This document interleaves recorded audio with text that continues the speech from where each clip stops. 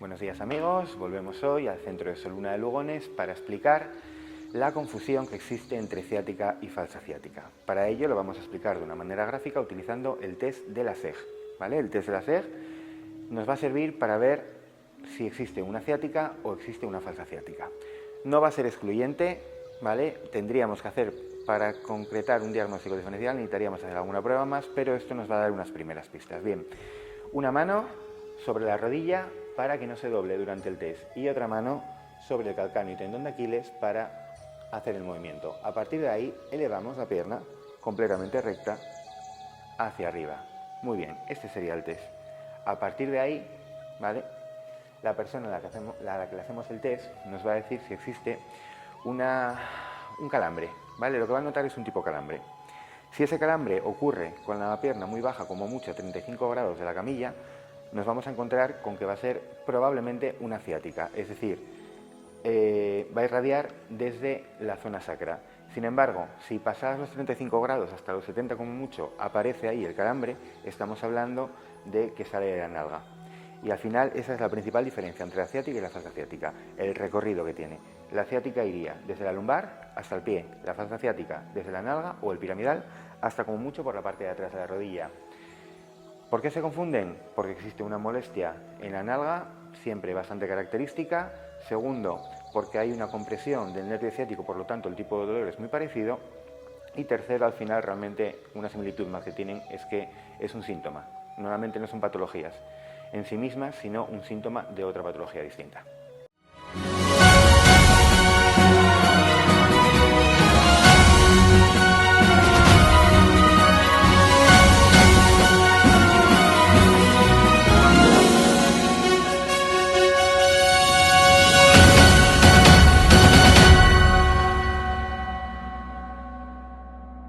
Recopilando los últimos 30 años del Oviedo, hoy me encuentro con dos personas que vivieron justo la mitad. Fue probablemente la época más difícil, ya que hace 30 años estábamos jugando la UEFA y hoy estamos intentando subir a primera, cuando estas dos personas estaban en el club, hubo un descenso a tercera y una situación dolorosa, ¿verdad? Sí, a nivel individual y mirándolo egoístamente, a mí me dio la oportunidad de poder debutar con el primer equipo, que era el sueño que tenía desde pequeño, pero a nivel de club y aficionado, pues sí fue una situación complicada en la que creo que lo vivieron peor tanto Pedro como Rivas como Manolo, presidente. Nosotros simplemente nos dedicamos a jugar a fútbol, que era lo que nos gustaba, y ellos intentaron evadirnos un poco de todos los problemas que el club tenía en esos momentos, y yo creo que la verdad que los que peor lo pasaron fueron ellos. ¿Por qué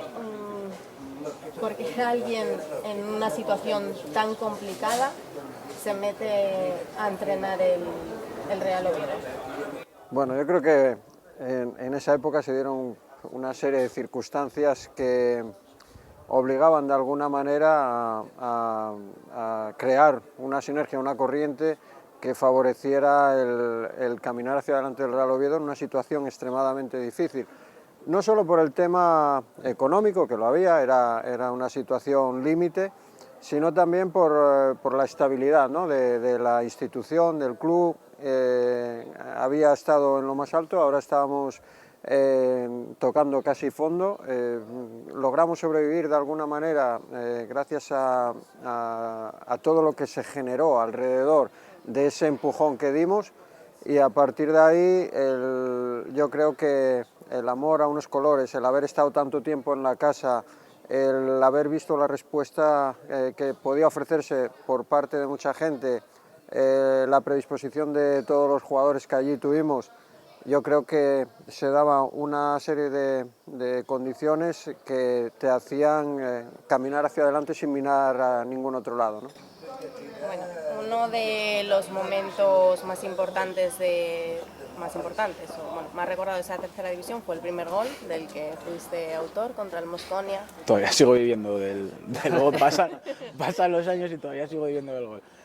Sí, bueno, para mí era la ilusión desde pequeño, ¿no? No contaba más con meter gol, nunca fui goleador y tener la oportunidad de entrar en la historia del Real Oviedo como el primer jugador que mete un gol en tercera división, para mí pues maravilloso, ¿no? Sigo viviendo a día de hoy del gol. Lo único que recuerdo es que me acuerdo que tanto Rivas como Pedro se pasaron la semana entera diciéndome que cerrase. ¿Te acuerdas que me decías que cerrase cuando la jugada iba del otro lado? Y oye, la jugada pues fue así, un centro de banda izquierda, el central no llegó a despejar, si no recuerdo mal, y llegué, la metí y me volví loco, quité la camiseta, bueno... Y se te olvidó todo. Sí, o sea, no recuerdo realmente pues lo que me pasó en ese momento, fue un cúmulo de cosas, una subida de adrenalina espectacular y muy bonito, sobre todo muy bonito porque no era de marcar muchos goles y tuve la suerte de marcar el primero. Y por el minuto también. Sí, porque yo creo que sobre todo, yo la impresión de que tengo, aparte de la imagen que tienes de verlo correr en la banda sin la camiseta y tal,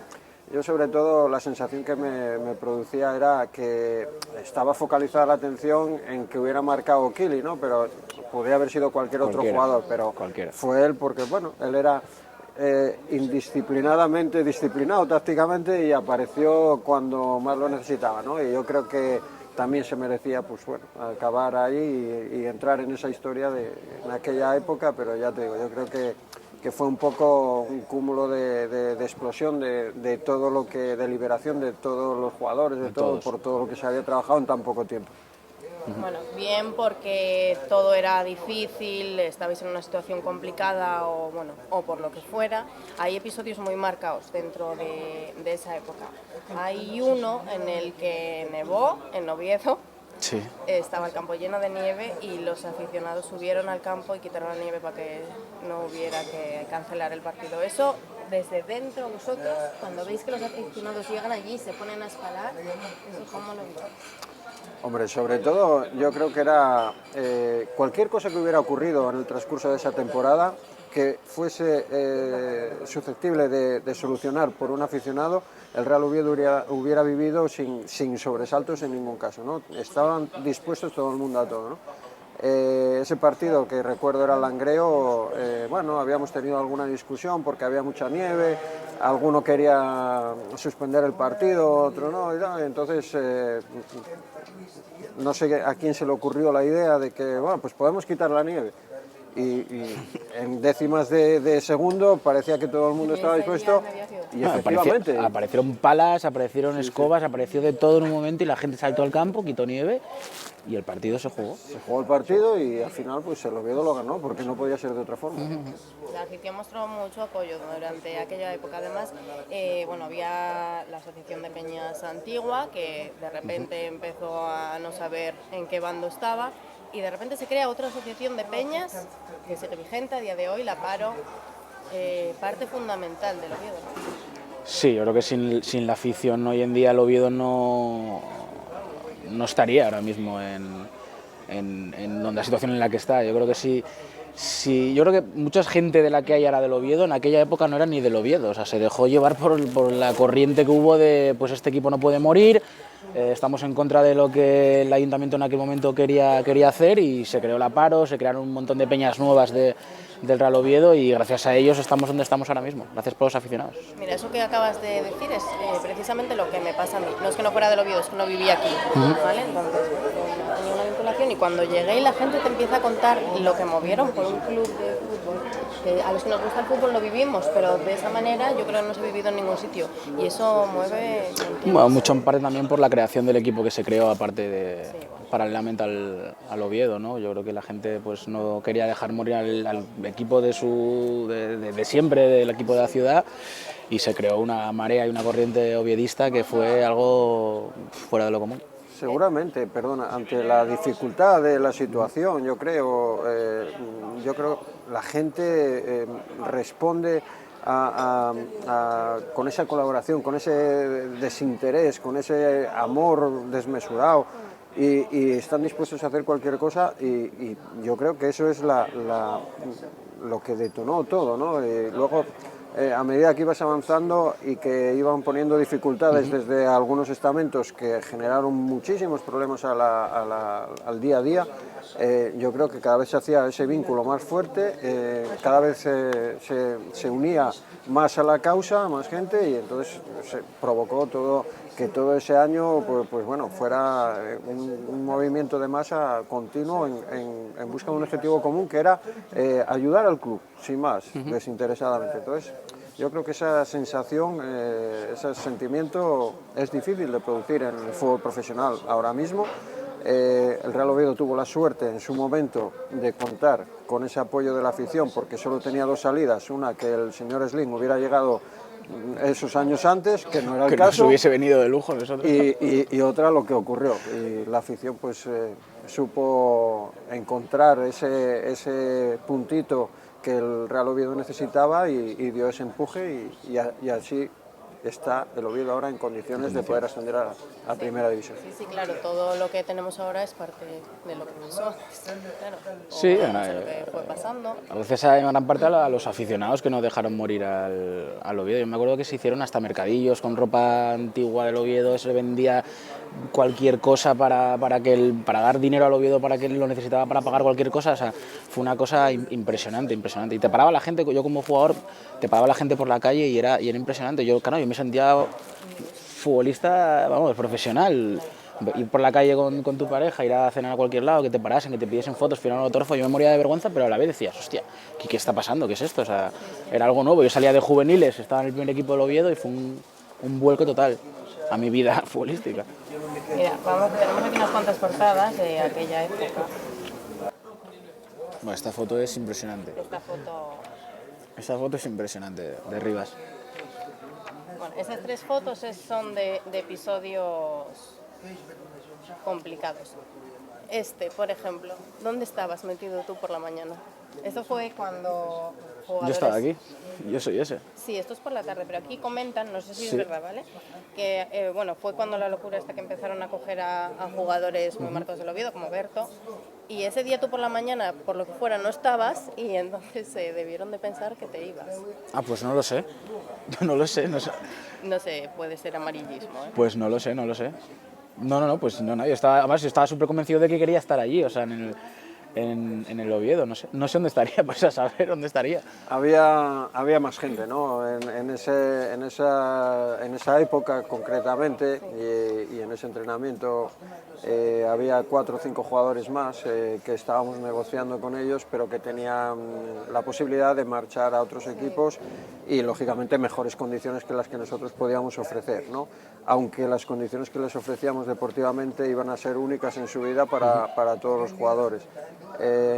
Otros vieron otras posibilidades, ¿no? Yo creo que la situación política en la institución, con el ayuntamiento, era difícil. Se generó un movimiento en el cual interesaba que el Real Oviedo pudiese dejar paso a otro nuevo club de creación inmediata para aglutinar un poco toda esa masa social, ese movimiento, ¿no? Entonces, yo creo que eso es un poco lo que marca todo, ¿no? Por eso se generan todas estas dificultades, por eso se marchan jugadores, por eso el Real Oviedo vive 15 días de caminar en el filo de la navaja, de marchar, de desaparecer o no, ¿no? Al final todo salió bien y los jugadores que se quedaron encantados. Los técnicos hicieron un trabajo con ellos, yo creo que de gratitud, con muchísima satisfacción por la respuesta de los jugadores, porque seguramente dieron muchísimo más de lo que podían, y ahí yo creo que radicó un poco el éxito de ese movimiento, ¿no? de toda esa historia bonita del 2003. Mira, te lo preguntaba, que me equivoqué, es esta la que te lo preguntaba porque bueno, lo que sé de ti es que me consta que nunca te quisiste marchar del Oviedo. Entonces, bueno, cuando leo este titular me sorprende. Te lo preguntaba en el sentido de la prensa tampoco os apoyaba porque busca... No, bueno, pues en esos momentos de incertidumbre, pues seguramente por la mañana no iría a entrenar. Claro, y buscan... Yo sí que tenía alguna salida, pero no tenía ninguna salida interesante en el sentido deportivo. O sea, a mí, joder, la oportunidad que me daban Rivas y Pedro de jugar en el Tartier, en el primer equipo, era impresionante, sí. Tenías ofertas a otros equipos de fuera, pero yo quería quedarme aquí. La ilusión mía era debutar en el primer equipo. Pues seguramente pues estaría mosqueado. Porque igual estabas aquí, ¿sabes? No, yo sí, bueno, ahora que miro la noticia sí que es verdad pero bueno, lo que dice Pedro, ¿no? Yo creo que hicieron un trabajo de captación. Seguramente llamarían a 120 jugadores y 110 les diría que no. O sea, yo lo que hicieron en tan poco tiempo, crear un grupo, y ya no lo digo en lo deportivo, humano, porque es que nos llevábamos todos, éramos una familia también, bueno, por las circunstancias en las que nos vimos, pero el trabajo que hicieron, para mí son los más importantes, más que los futbolistas, lo vuelvo a repetir, es Pedro Luis, Antonio Rivas y Manolo, ¿no? Porque seguramente les dirían que no muchísimos futbolistas, porque desde fuera y desde muchos estamentos de prensa y se vería como que el Oviedo iba a morir.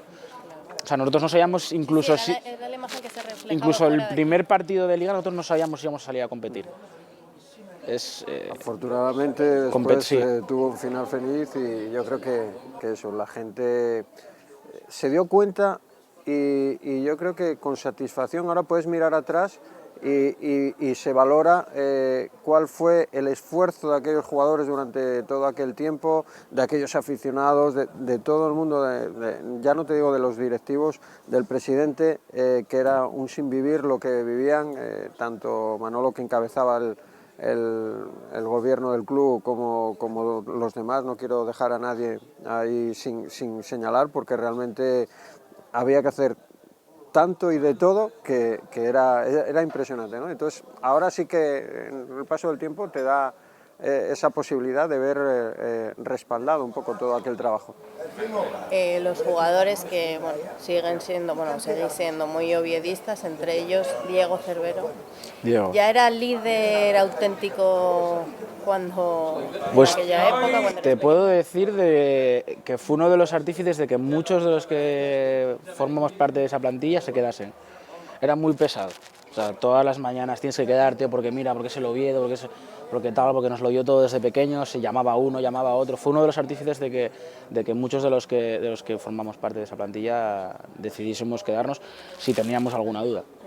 ¿Jugaste con Michu también? Sí, Michu creo que lo subisteis a mitad más o menos de temporada, sí. Sí. Ahora vuelve a estar... Michu, bueno, nada, un crack, que te voy a contar de Michu que la gente no sepa. Ya destacaba en aquella época y era más pequeño que nosotros, se le veía que iba a llegar y bueno, un crack. El Oviedo baja en 2002 a segunda B por lo deportivo y de repente os despertáis un día y por denuncias de los jugadores, por todo lo económico que se desencadenó, estáis en tercera. Te levantas y ves eso y ¿qué sientes? Bueno, a ver, yo creo que es un proceso largo, ¿no? Nosotros habíamos vivido esa temporada con bastantes dificultades. Antonio Rivas y yo llegamos al primer equipo cuando faltaban 11 partidos. Tuvimos un periodo en el que, de 5 partidos en los que el equipo reaccionó, parecía que íbamos a tener la posibilidad de mantenernos. Después ocurrieron varias cosas deportivas, extradeportivas, y la situación desembocó en un descenso deportivo de alguna manera merecido, ¿no? Deportivamente el equipo tenía muchas más posibilidades que las que realmente decidieron que el Real Oviedo tenía que bajar, ¿no? Pero nosotros, cuando hay ese descenso, ya sabíamos que la situación se estaba complicando muchísimo y que la posibilidad de solucionar todo esto era difícil, ¿no? El partido último que jugamos, que teníamos el campo cerrado, que tuvimos que jugar en Avilés, la respuesta de la afición en aquel momento yo creo que fue todo lo contrario a lo que se necesitaba. Ya daban por hecho de que algunos de los miembros de aquella plantilla no merecían estar en ese equipo, entonces se produce una situación de rechazo, lógica, porque cuando desciende un equipo pues ocurre eso, ¿no? Y entonces ahí yo creo que la afición comienza a posicionarse y decidir qué quiere y qué no quiere, ¿no? Y ahí pues todo esto te hace ver, junto con las explicaciones que te dan dentro del club, que la situación está muy difícil, que hay que hacer muchísimo trabajo, no solo para descender en las condiciones que estábamos a segunda B, sino que habría que hacer muchísimo trabajo para poder evitar no jugar en tercera, que al final fue inevitable, ¿no? Nosotros asumíamos que independientemente que estuviéramos en segunda B o tercera, íbamos a hacer todo lo posible por mantenernos en el cuerpo técnico y devolver al Oviedo en la medida de nuestras posibilidades al lugar que nunca debió abandonar, ¿no? Y a partir de ahí pues entonces ya empieza todo el tema de estructural, todo el tema administrativo y bueno, se van sentando un poco las bases de las limitaciones que vamos a tener, pero nos dan la posibilidad de que tenéis 15 días para formar un equipo, hacerlo y podremos salir a competir. Aún así, formando el equipo, no estaba seguro de que pudiéramos salir, ¿no? Al final todo salió fenomenal y bueno, conseguimos estar ahí. ¿Cambiarías algo, alguna decisión? Yo creo que en aquel momento todo lo que decidimos deportivamente, aparte de que estar obligados a consensuarlo, a meditarlo y a superestudiarlo porque no nos quedaba otro motivo, yo creo que la respuesta y la confección de la plantilla y todo cómo se desarrolló, yo creo que no se debería cambiar nada porque yo creo que ha sido importante para el Real Oviedo. Salió bien al final. Bueno, y ahora yo creo que una de las portadas, bueno, uno de los momentos más increíbles que se puede... Bueno, para mí ese día, porque hice el penalti yo, ese día fue malísimo. Sí, pero bueno, quien te hizo tanto daño que de repente te haga un pasillo... Y al final, yo ahora lo miro después de años pasados, nos hicieron un favor, porque yo creo que si a día de hoy el ACF ese año hubiese subido, yo creo que hubiese sido la desaparición del Oviedo fijo, porque nosotros no cumplimos el objetivo que era subir. Si ellos ese año hubiesen subido, yo creo que hubiésemos dado la razón al ayuntamiento, que estaba en contra del Oviedo, y yo creo que hubiésemos desaparecido nosotros. Al final nos hicieron un favor ellos no subiendo y a día de hoy, pues hasta bueno, las gracias no, evidentemente, pero nos hicieron un gran favor no subiendo ese año. Hombre, sin duda lo tenían difícil, ¿no? Ellos, sí. Porque, a ver, no es fácil en el fútbol, aunque tengas esa capacidad que ellos tenían, poder tener éxito en un año como el que se marcaron, ¿no? Entonces yo creo que la historia yo creo que fue justa con el Real Oviedo. Es anecdótico que ahí los que visten de azul del Real Oviedo hayan sido ellos, pero yo creo que estaba claro, ¿no? El campeón iba a ser el Real Oviedo, el que iba a tener las opciones iba a ser el Real Oviedo y al final pues entre todos hemos conseguido que las aguas volvieran al cauce del que nunca deberían haber salido, ¿no?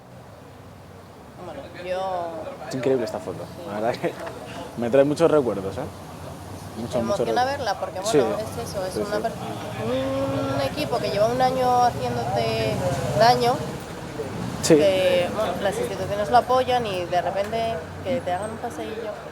Sí, yo creo que ellos tenían lo que dice Pedro, ellos pensaban que iban a llevarlo todo de calle, que iban a subir, porque económicamente el poder que tenían era muy superior al nuestro. Ficharon gente con mucho nombre, gente que venía de jugar en categorías muy superiores a muchos jugadores que estábamos allí.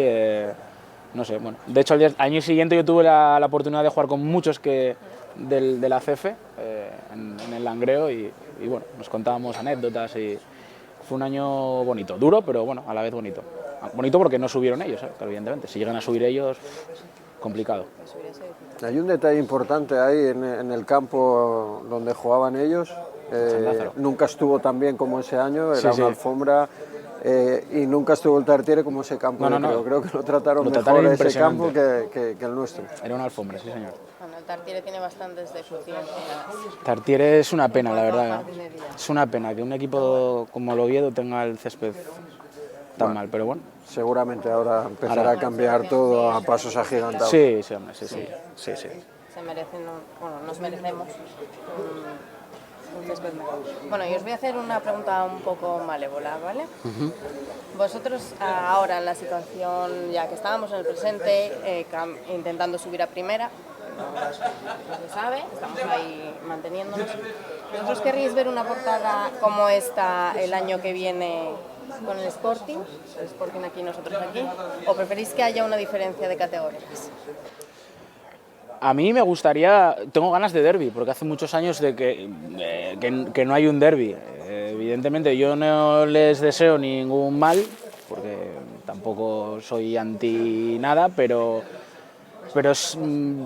sí pienso, si el Sporting hubiese pasado por esa situación en la que nosotros estuvimos, la afición del Sporting hubiese reaccionado igual, no lo sé, tengo mis dudas, pero hombre, yo quiero que el Oviedo esté lo más arriba posible. No me importa dónde esté el Sporting, pero sí tengo ganas de que haya un derbi por el bien de la comunidad, por Asturias, por el fútbol, porque no sé, hace muchos años que no tenemos un derbi en Asturias. Yo, bueno, he tenido la suerte de vivir el último en el banquillo y ganarlo, que es una satisfacción enorme contra el rival, sobre todo por la gente, ¿no? Por el aficionado, no por un tema personal. Y estaría encantado de que el Sporting tuviera que hacernos un pasillo como campeones, ¿eh? Yo creo que sería bueno para el fútbol asturiano sobre todo, sería espectacularmente bueno para el Real Oviedo y yo creo que no veo muy lejos el tiempo en el que va a volver a haber un derbi en la máxima categoría. Ojalá, ojalá. Si es en primera mejor, pero bueno. Bueno, y ahora os voy a pedir un favor a todas las personas importantes del Oviedo. Bueno. Les pido que me...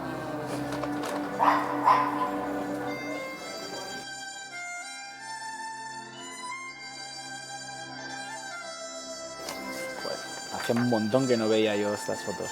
Hay unas portadas increíbles. Las tengo todas guardadas. Hay dos aficionadas del Real Oviedo, ahora mismo no recuerdo los nombres, que a final de año nos regalaron a todos los futbolistas de aquella plantilla los recortes donde salíamos nosotros y las tengo todas guardadas. La verdad que fue un año espectacular, la pena es que, bueno, que haya sido en tercera división. Pero a mí me dio la oportunidad de ser jugador del Oviedo 2 años, así que para mí, fantástico. Y ser internacional. Internacional. Sí. Bueno, eso vino más tarde, pero bueno, ya me dio la oportunidad de que me conociesen y empezar ya a hacer mis pinitos en el fútbol. Bueno, pues muchas gracias por haber estado con nosotros. Espero que volvamos a hablar muchas veces y que celebremos mucho juntos. Ojalá. A vosotros es un placer y estaríamos dispuestos a colaborar en cualquier tipo de iniciativas de estas que recordemos de alguna manera éxitos pasados o cualquier parte de la historia del Real Oviedo. Idem, qué bien habla, ¿eh? Es impresionante.